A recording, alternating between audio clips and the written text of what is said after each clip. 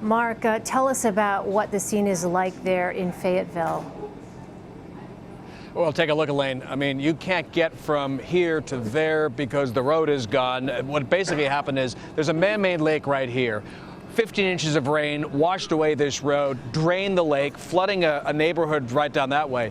And right now there are about a dozen of these major washouts throughout the city of Fayetteville that make getting around the city pretty challenging.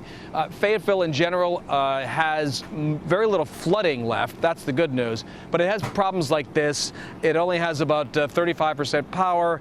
You have to still boil water. I mean, Fayetteville has its own set of challenges, much like many communities in this region. You've been reporting from Lumberton, as we saw, and Fayetteville, some of the hardest hit places.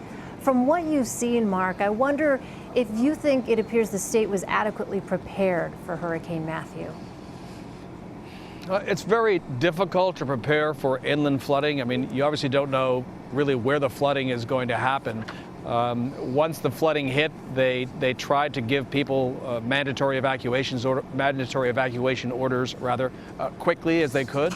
And in most cases, people heeded those warnings.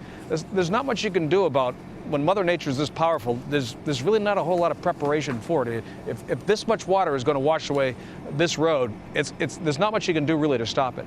And I have to say that I've been impressed by the response in Lumberton.